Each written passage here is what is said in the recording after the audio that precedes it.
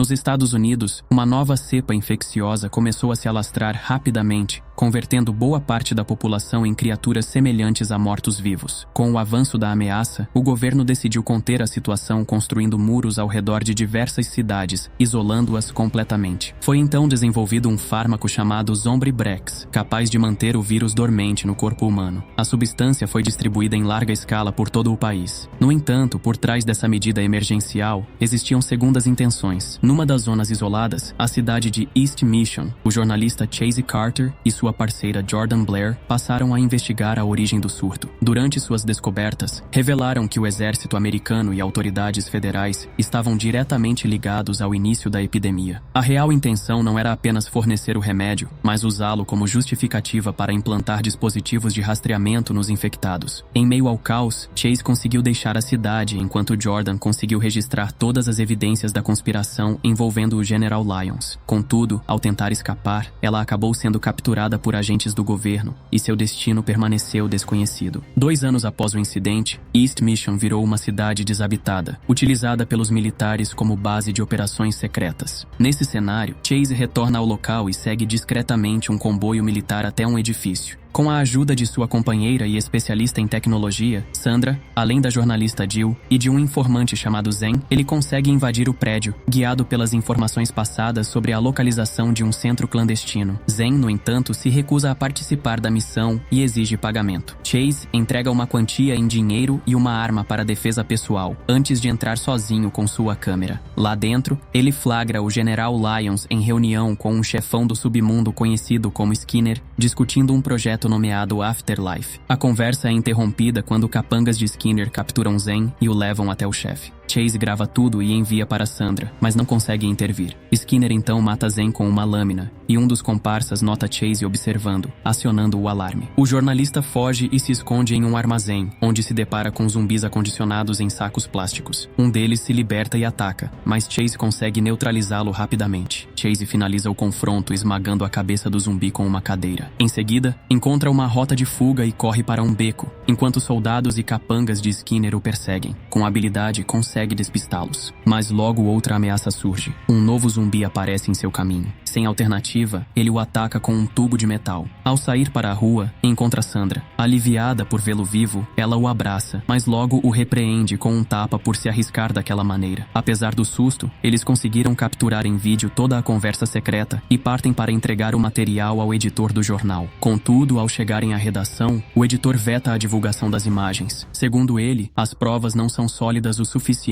para acusar oficialmente o exército, e caso a matéria vá ao ar, todos ali se tornariam alvos do governo. Revoltado, Chase sente que colocou sua vida em risco para nada. Jordan continua desaparecida. E além disso, seu relacionamento com Sandra começa a desmoronar. Ela percebe que ele está cada vez mais obcecado com a investigação, colocando-se em perigo constantemente. Preocupada com o estado emocional do colega, Jill o convida para tomar algo num bar, tentando fazê-lo relaxar um pouco. Durante a noite, Chase vai ao banheiro e é abordado por um homem chamado George Hancock. Ele se apresenta como executivo da Phenotrans, a corporação por trás da criação dos Zombrex, e afirma ter informações confidenciais sobre o projeto Afterlife. George alerta que os militares já sabem do envolvimento de Chase e estão à sua procura. Poucos instantes depois, soldados invadem o local. George, no entanto, conhece uma rota de fuga pelo telhado do prédio. Eles escapam juntos e fogem em um carro. Durante o percurso, George revela a verdade. O projeto Afterlife é um plano de extermínio. A ideia é ativar os chips implantados nos infectados e liberar uma dose letal de Zombrex, matando todos eles de uma só vez. A operação, liderada pelo General Lyons, está prevista para acontecer em menos de 24 horas. Se ninguém impedir a execução do plano, mais de 1 milhão de pessoas com o chip implantado serão mortas. Diante dessa revelação, Chase jura que vai impedir a ativação do projeto Afterlife, especialmente porque Sandra é uma das pessoas marcadas pelo dispositivo. Decidido, ele orienta seu grupo a se reunir na casa de Garth, um antigo amigo e fornecedor de armas pesadas. Quando chegam ao local, Chase expõe toda a situação. Garf, ao saber do que está em jogo, concorda em ajudar prontamente, dizendo que tem uma dívida pessoal com Chase e está disposto a pagá-la. Com os reforços garantidos, George entrega as coordenadas de uma base secreta localizada em East Mission. Lá, existe um servidor responsável por iniciar o projeto Afterlife. A missão é invadir a instalação, inserir um pendrive com um programa especial criado por George e assim cancelar o processo de ativação. Se tudo correr bem, eles serão extraídos do local por Chuck, um velho aliado de Chase. Com tudo acertado, o grupo se prepara para a incursão em East Mission. Antes de partirem, Chase pede a Jill que fique para trás. Alguém precisa estar viva para divulgar a verdade ao público, caso o plano falhe e eles não voltem. Horas depois, a equipe chega a uma antiga fábrica que dá acesso à cidade por um túnel secreto. Enquanto isso, o General Lyons descobre que George Hancock é o responsável por vazar as informações para Chase. Ele então confronta Susan Ingot, a diretora da Fenotrans. Durante a conversa, Susan revela que também descobriu sobre o projeto e é totalmente contra sua execução. Lyons, porém, acredita que não pode correr o risco de um novo surto zumbi. Ele aprova oficialmente a ativação do Afterlife e envia seu braço direito, o Capitão Smith, para capturar Chase e George. Smith segue as pistas até a casa de Garf, onde Jill está esperando por notícias. Ao perceber a aproximação dos soldados, Jill tenta se esconder na sacada, mas esquece o notebook ligado na mesa. Quando os agentes invadem o local, Smith encontra o equipamento e descobre todo o plano de Chase.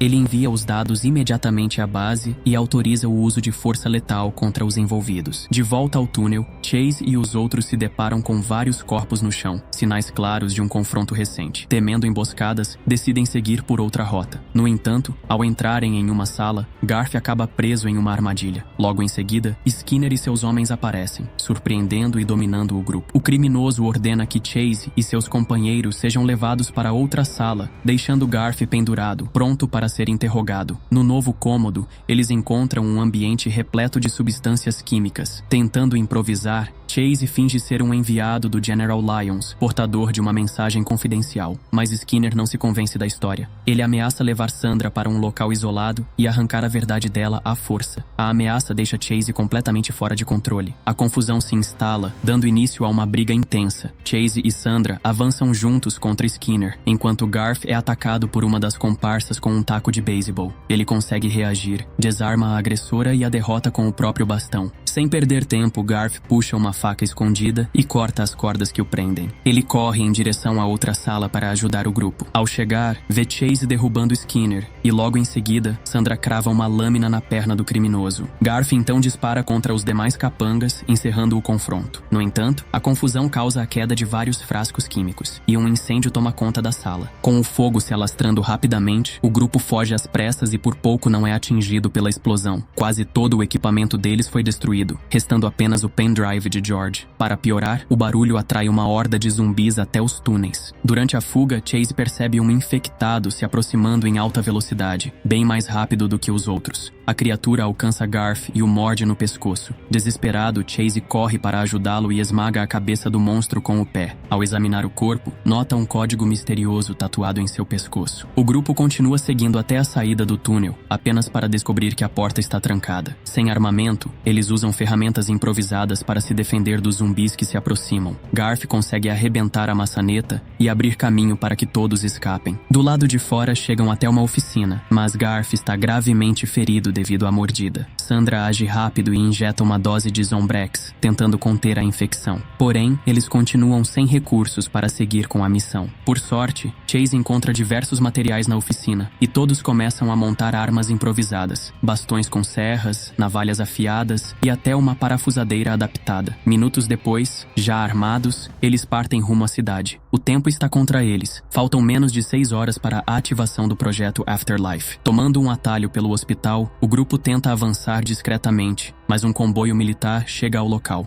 2 soldados descem para investigar e Chase e os outros se escondem no estacionamento. Assim que os militares vão embora, eles usam uma lanterna para seguir em frente. A luz atrai mais zumbis, incluindo os do tipo avançado que encontraram no túnel. Um deles salta sobre Chase, mas Garf o salva com um mangual improvisado. A luta continua, mas a quantidade de inimigos é esmagadora, forçando o grupo a abrir caminho até a entrada do hospital. A tensão aumenta. Mais zumbis evoluídos cercam Garf e estão prestes a atacá-lo, mas param repentinamente. Sentem algo diferente. O cheiro indica que Garth ainda está sob efeito da infecção e os monstros desistem de mordê-lo. Enquanto isso, George e Sandra continuam resistindo. Um dos infectados derruba Sandra e tenta mordê-la, mas ela ativa um sinalizador e o enfia na boca do zumbi, queimando sua garganta. Perto dali, Chase entra em um carro, liga o motor e acelera para atropelar os mortos-vivos. Eles se agarram ao veículo, tentando quebrar o para-brisa. Entre eles, surge Garth, agora transformado, dominado pelo novo vírus. Nem mesmo o Zombrex conseguiu impedir sua mutação. Chase não perde tempo e corre em direção à entrada do hospital. Após o confronto, ele sobe correndo as escadas do hospital e, ao trancar a porta atrás de si, tenta contatar Sandra pelo comunicador, mas não obtém resposta. Segue então por um dos andares e encontra o corredor de quartos. Lá, mais um infectado de movimento ágil aparece. Chase escorrega de propósito para evitar o ataque e acerta a perna da criatura, seguido por golpes sucessivos na cabeça até neutralizá-lo. Achando que o perigo havia passado, ele atravessa o corredor, mas outro zumbi o surpreende, o derrubando no chão. O monstro quase consegue mordê-lo, mas Chase desvia a tempo e contra-ataca, esmagando a cabeça do infectado com seu bastão. A situação piora rapidamente. Outros zumbis surgem e o forçam a correr em direção à escada rolante. Descendo pelo corrimão, Chase utiliza sua arma improvisada para decapitar os mortos-vivos. Sem tempo para explicações, ela ordena que ele a siga, dizendo que precisam encontrar abrigo imediatamente. Restam apenas 4 horas e meia até a ativação do projeto Afterlife. Enquanto isso, Jill se dirige até a redação do jornal, determinada a buscar ajuda, mesmo sabendo do risco envolvido. Dessa vez, o editor aceita apoiá-la e aparece acompanhado de um assistente de Susan Ingot, com informações confidenciais sobre a Fenotrans e o exército. Esse homem revela que o verdadeiro responsável pela execução do projeto Afterlife é um cientista da organização,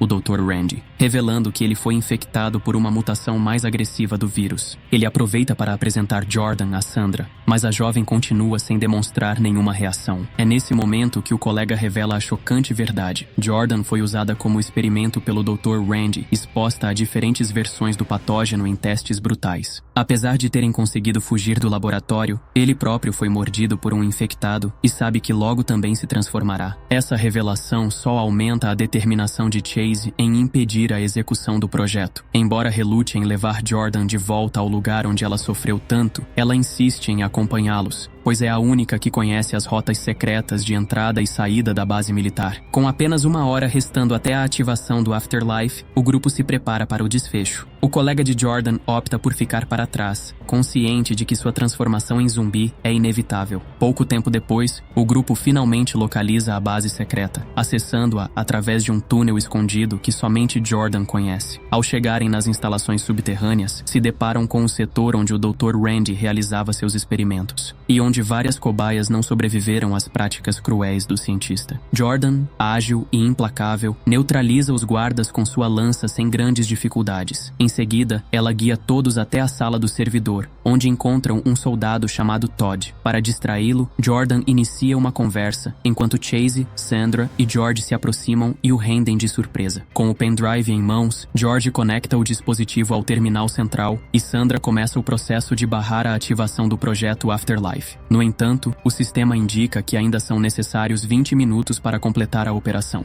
Infelizmente, a atividade é detectada por um dos soldados subordinados ao General Lyons. Ao ser informado sobre a tentativa de bloqueio, o general tenta encerrar o processo remotamente, mas sem sucesso. Resta apenas adiar o upload por tempo suficiente para finalizá-lo. Nesse meio tempo, Jordan, tomada por memórias traumáticas das torturas que sofreu ali, decide ir sozinha atrás do Dr. Randy. Chase, determinado a não deixá-la enfrentar isso sozinha, corre atrás dela e promete a Sandra que voltará. Pouco depois, Jordan encontra o laboratório e avista um médico aparentemente conduzindo uma operação numa cobaia. Sem pensar 2 vezes, ela arremessa sua lança e atinge o pescoço do homem, mas logo percebe que atacou a pessoa errada. O verdadeiro Dr. Randy surge sorrateiramente atrás dela e a golpeia com um taser, fazendo-a desmaiar. Enquanto isso, na sala de servidores, o envio dos arquivos continua lento. Para acelerar o processo e evitar a interferência do general, inicialmente ele se recusa, mas Sandra o pressiona dizendo que se não ajudar, terá o sangue de inúmeras vítimas nas mãos. Diante disso, tomado pela culpa, Todd cede e revela a senha de acesso para travar os comandos de Lyons. Mesmo com a segurança sendo comprometida, o General Lyons descobre que a operação está ocorrendo no complexo secreto em East Mission. Furioso, ordena o envio imediato de um jato para bombardear a instalação por completo. No laboratório, Chase encontra Jordan desacordada e o Dr. Randy finalizando a aplicação de uma nova variante do vírus nela. Tentando impedir o cientista,